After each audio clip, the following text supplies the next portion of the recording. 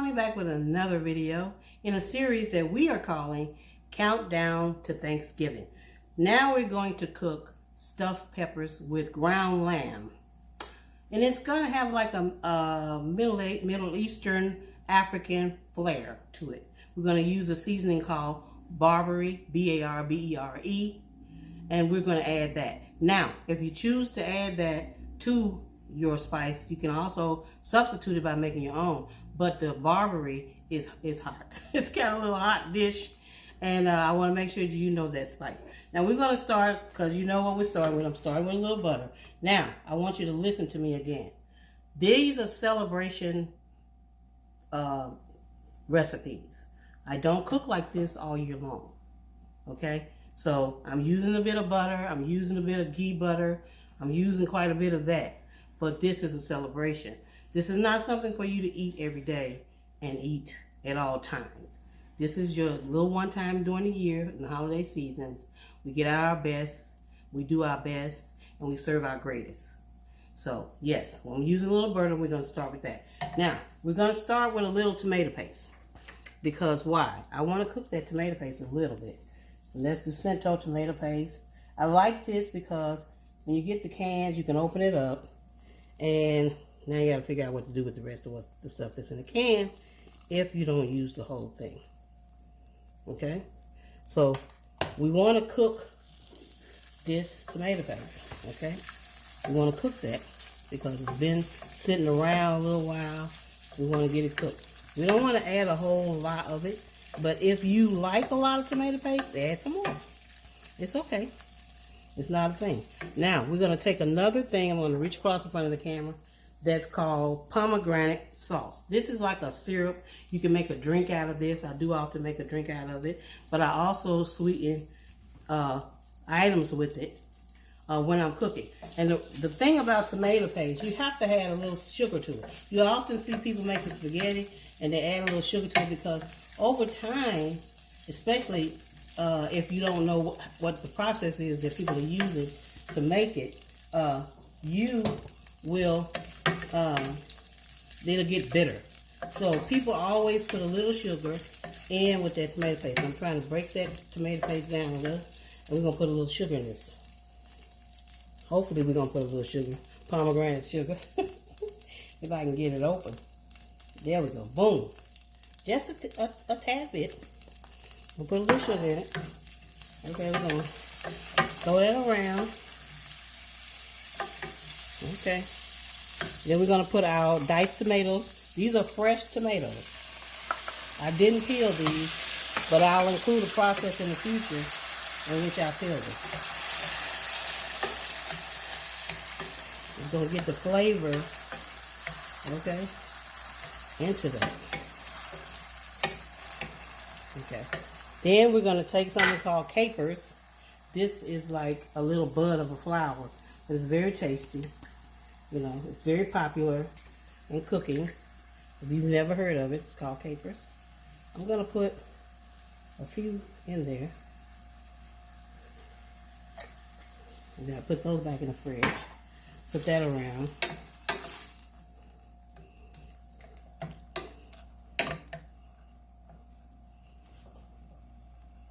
I'll turn that up a little bit. Now, I'm cooking this kind of fast. This is dried onion that I put inside a little chili oil.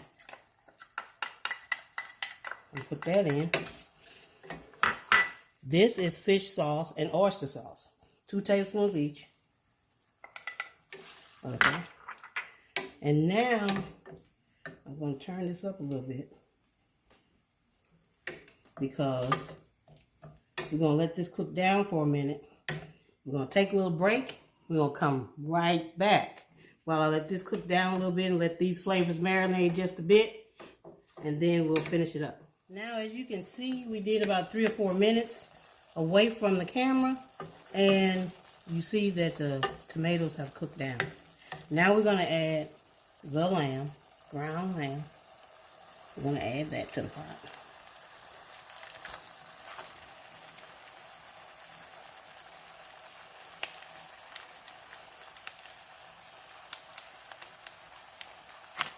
Don't get in a rush.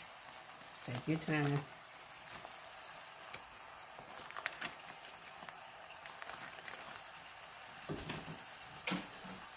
Okay. Now, this is going to go pretty fast. Now, this is your Burberry. This is about 2 tablespoons. It might be too much for some. It might be too much for a lot of people, but I'm going to put every drop of it in here. If you don't want to put this much in there, put less. Now, what you could do also, if you have leftover rice, which I think I do. I do have leftover rice on.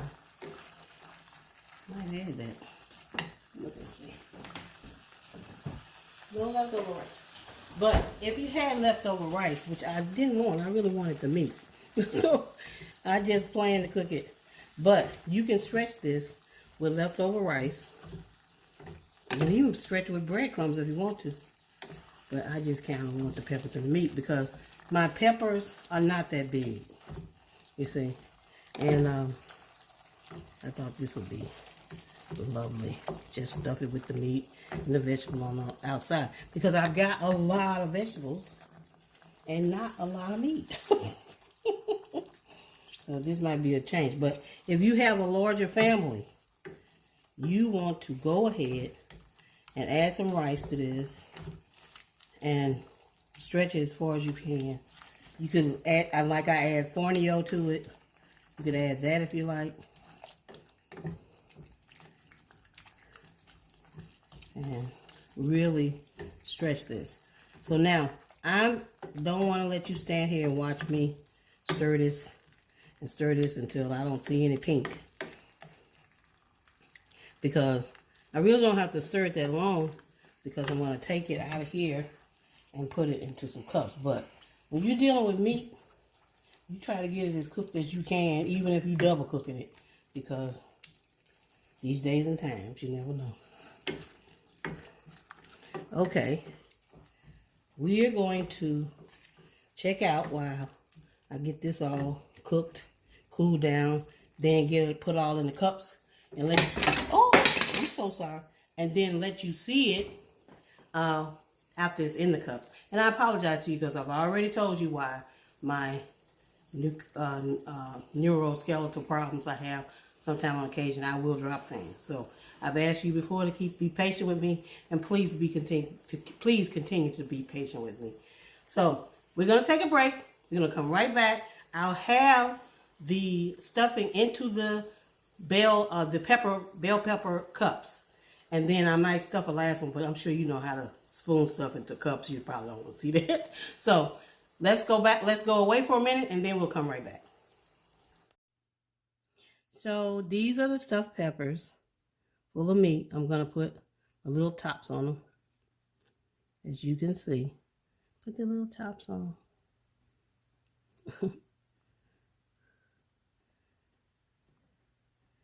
And of course,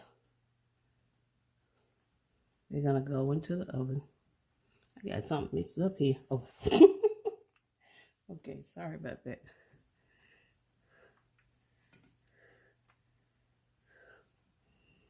Some of them just kind of don't want to sit up for me, but they're cute. I'm going to wipe that off because it'll burn. Okay, so these are your little peppers, and they're going to go in the oven, 400 degrees for about 20 minutes. Okay, and so I'll come back and maybe give you a shot of that. But we're going to end this video now, and we're going to look at everything that we made over this first part of the series,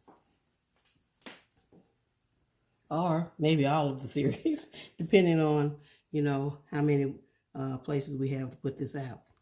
Now this is your little stew.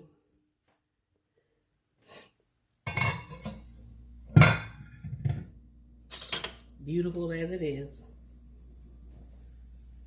It's got your peas and your peppers, and it's thick. And all your cubed potatoes in it. Nice little bowl of something that you can come in from the cold and take it for your lunch. You won't smell up the office. Really great. Here's your cornbread, of course. You can have that with your little pot of stew. And of course, here are your peppers. I'm going to put those in the oven. They're going to cook down. We only want to cook it to cook the shell so that you can put a knife and a fork through it and eat it. It's meant to, the shell and the meat to be eaten together. So that's why we're going to cook it. And least but not less are your collard greens with your pepper dews, garlic, ginger, and your green onions. Well, let me stick this in the oven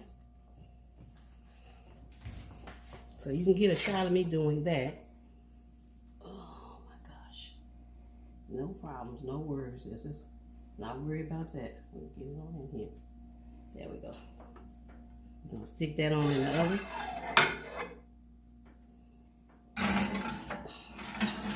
And let it cook down for about 20 minutes. Okay, I hope you enjoyed that little series of Countdown to Thanksgiving. And I hope you add some of this to some of your meals anytime during the year. I want you to subscribe, like, comment, share, and don't forget, I see you. I see you. Till next time. So, stay tuned, stay with me as we begin our first recipe of the series